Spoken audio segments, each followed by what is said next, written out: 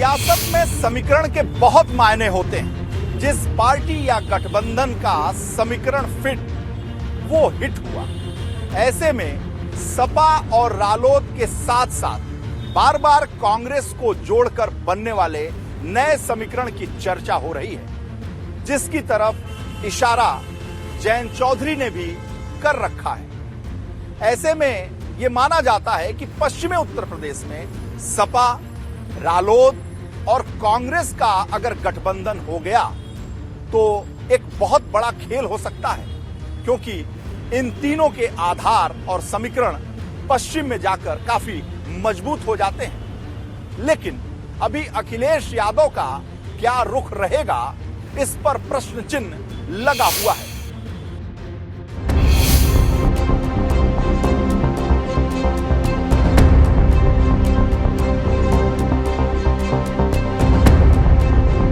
लोकसभा चुनाव में भले ही 1 साल का वक्त बचा हो, लेकिन भाजपा हो या सपा, सबने अपना अपना लक्ष्य फिक्स कर लिया है। क्योंकि भाजपा जहां 80 की 80 सीट जीतने के इरादे से इस बार उतरेगी, तो समाजवादी पार्टी का लक्ष्य 50 सीटों का है।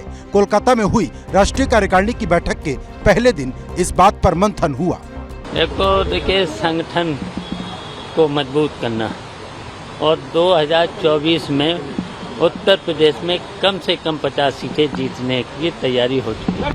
समाजवादी पार्टी 2019 के चुनाव में बसपा से गठबंधन के बावजूद 5 सीटों पर ही जीत दर्ज कर पाई थी। इससे पहले 2014 में भी सपा के खाते में सिर्फ 5 सीटें गई थी। इस लिहाज से देखें तो 50 सीटों का लक्ष्य भी बहुत बड़ा लगता है। हालांकि समाजवादी पार्टी इस बार सिर्फ हवा में बात नहीं करना चाहती, बल्कि एक मजबूत प्लान के साथ जमीन पर उतरने की तैयारी है। इसके लिए जहां पूर्वांचल की सीटों पर लगातार प्रचार तेज किया जा रहा, तो पश्चिमी यूपी में राष्ट्रीय लोकदल के साथ मिलकर भाजपा का विजय रथ रोकने का ब्लूप्रिंट तैयार है। और ये बात भी कहीं ना कहीं चर्चा में है कि अगर सपा रालोद के साथ कांग्रेस आ गई तो पश्चिमी यूपी में बड़ा बदलाव दिख सकता है।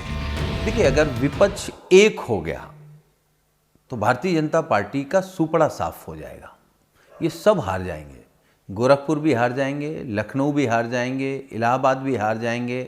और जिसको ये कहते हो कि हमारी सीट है, सीट किसी की नहीं होती है। आपने जनता को धोखा दिया है, जनता आपसे बदला लेना चाहती है। कांग्रेस के समाजवादी पार्टी का आरएलडी के कार्यकर्ता अगर इकट्ठे हो गए पश्चिम उत्तर प्रदेश और अमेठी तक, तो ये तो तय है। अगर तीनों का कार्यकर्ता इकट्ठा हुआ और ये इकट्ठे हो गए तो ये कहीं नजर नहीं आएंगे। जो आज ये कह रहे हैं कि देश में हम ही रहेंगे, परमानेंट हम रहेंगे, हम अस्थायी हो गए हैं, तो इनकी विदाई हो जाएगी। रालोद, बसपा, सपा, भाजपा, कांग्रेस, इसमें जो भाजपा का रोल है, वो रोल आज सबके लिए बहुत ही दुखदाई है, बहुत ही चिंताजनक है। और सब लोग मिल करके इस वक्त सिर्फ एक संकल्प है कि जो देश को बेचने वाले हैं वो देश की सीमा के बाहर जाएं, जो देश को गुलाम बनाने की राह पर लेके चल रहे हैं वो लोग देश के बाहर जाएं, बाकी लोग सब एक साथ हैं। समाजवादी पार्टी ने जिन 50 सीटों को जीतने का प्लान तैयार किया है, उसमें कई सीटें पश्चिमी यूपी की मानी जा रही, क्योंकि यही वो इलाका है जहां रालोद का मजबूती से साथ मिला और विधानसभा चुनाव में बढ़त मिली। अब इसी बढ़त को लोकसभा चुनाव में और ज्यादा बढ़ाने की कोशिश है। इसके पीछे रणनीति क्या है, इसे भी समझिए। दरअसल पश्चिमी यूपी की कई सीटों पर मुस्लिम वोटर अहम है।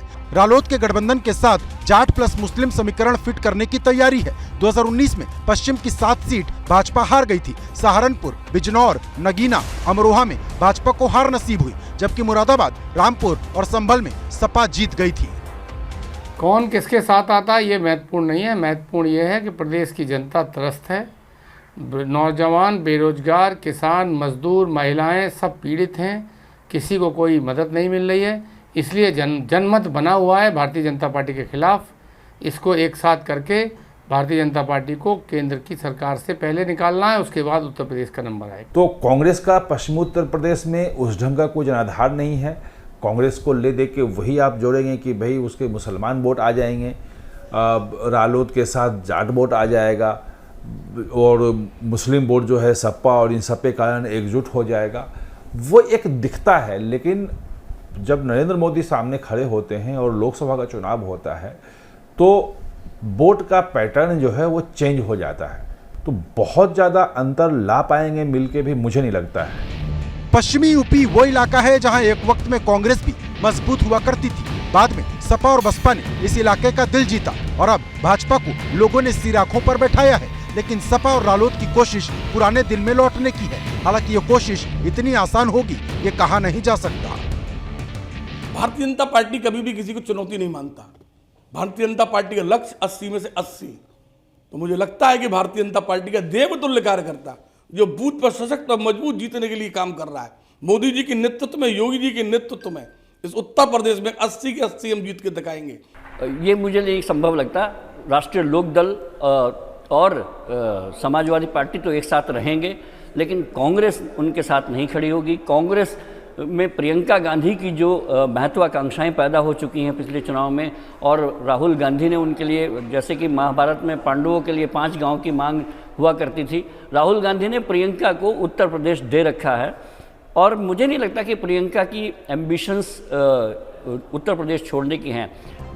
पश्चिमी यूपी पर हर पार्टी का फोकस है और यही इलाका सभी के एजेंडे में सबसे ऊपर है। फिर चाहे वो रालोद के सहारे खड़ी होने वाली समाजवादी पार्टी हो या फिर पश्चिमी यूपी से प्रदेश अध्यक्ष बनाने वाली भारतीय जनता पार्टी, यहाँ तक कि मायावती भी इमरान मसूद जैसे मुस्लिम नेताओं को साथ लेकर पश्चिमी यूपी की जमीन पर बड़ा सियासी खेला करने की तैयारी कर रही हैं।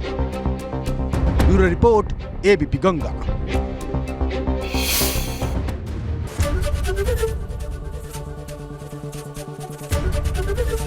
एबीपी गंगा, खबर आपकी, जुबान आपकी।